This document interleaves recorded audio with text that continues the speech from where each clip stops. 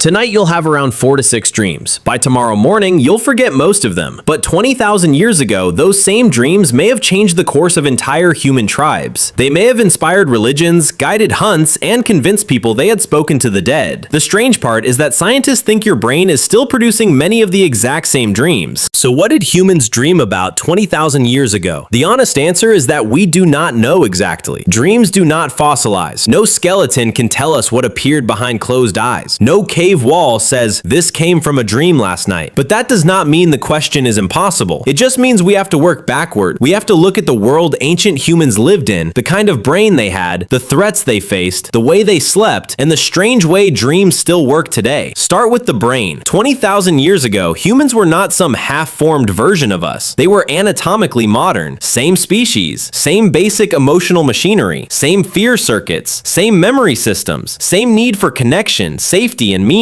They were not sleeping with a different kind of mind. They were sleeping with the same kind of mind inside a different world. And that world was brutal. There were no streetlights, no phones glowing on a bedside table, no locked doors sealing out every danger. Night was not a break from life. It was half of life. Darkness covered everything. Fire was the only circle of safety. Outside that circle, there were predators, freezing temperatures, uncertainty, and the constant possibility that tomorrow would never come. If dreams evolved partly to simulate danger, then ancient humans were living in the perfect environment to give those dreams intensity. That idea is called threat simulation. The theory is simple. The dreaming brain rehearses danger so the waking brain is better prepared for it. Modern humans still dream about being chased, falling, losing loved ones, getting trapped, or arriving too late. Those are not random themes. They are survival themes. Your brain is not writing a movie. It is running scenarios. Now imagine those same dream systems inside an Ice Age hunter. The threats were different, but the logic was the same. A modern nightmare might be about failing an exam. An ancient nightmare might be about losing the trail, hearing something move in the dark, seeing a predator at the edge of camp, or waking up to find the tribe gone. Their dreams probably did not need to be more mysterious than ours. They just needed to be more tied to life and death. And because their days were built around danger, their dreams may have been built around it too. But there is another difference that matters even more. Ancient humans did not experience night the way we do. Most modern people live inside light long after sunset. Screens, lamps, headlights, televisions, all of it keeps the brain from fully surrendering to darkness. 20,000 years ago, darkness was total. Firelight flickered. The moon changed the shape of the world. Shadows became bodies. Sounds became warnings. Sleep probably came earlier, ran longer, and felt much more connected to the natural cycle of night. That matters because dreams are not separate from sleep. They are part of it. The deeper and cleaner the sleep, the more room there may have been for vivid dream life. Ancient humans may not have dreamed more in number, but they may have remembered more. Without alarms ripping them out of sleep, dream fragments had more time to survive the transition into waking life. A dream that survives the morning can become a story. A story repeated many times can become a belief. That is where the topic gets interesting, because if a human woke up in the Ice Age and remembered seeing a dead relative, hearing a voice, or visiting a place that did not exist, what would that mean? There was no neuroscience to say, that was REM sleep. There was no psychology to explain symbolic processing. There was no sleep lab, no EEG, no language for hallucination or unconscious synthesis. A dream could easily be experienced as a visit, a warning, a message, and ancient people did not treat the inner world as fake just because it was invisible. If a dream felt real, it could be real enough to matter. That might be one reason dreams became so important in early human culture. Not because ancient humans were gullible, but because they were trying to make sense of experiences that felt impossible to ignore. If your mother died and then appeared to you in a dream speaking calmly, alive and whole, that would not feel like nothing. It would feel like contact. The dead were gone in the physical world, but not in the dream world. That gap is one of the oldest mysteries in human history. And from that mystery, something huge may have started. Maybe religion did not begin with a priest. Maybe it began with a sleeping mind. That does not mean dreams invented religion by themselves. Human belief is too complex for one simple origin story. But dreams may have been one of the first places where people encountered a world that seemed larger than the body. A world where ancestors returned. A world where animals spoke. A world where impossible things happened without apology. Once that idea exists, even in a primitive form, the door opens to spirits, gods, afterlives, omens, and sacred visions. You can see why this matters when you look at ancient art. Some of the oldest imagery we have includes strange combinations of humans and animals, distorted figures, symbolic shapes, and scenes that do not seem purely practical. Nobody can prove those images came from dreams, but some researchers have suggested that altered states, visions, trance, and dream experiences may have influenced them. A painting of a creature that does not exist may not be a lie. It may be a memory from a sleeping mind. And there is another clue. Even today, people in some hunter-gatherer cultures place enormous importance on dreams. Dreams guide choices.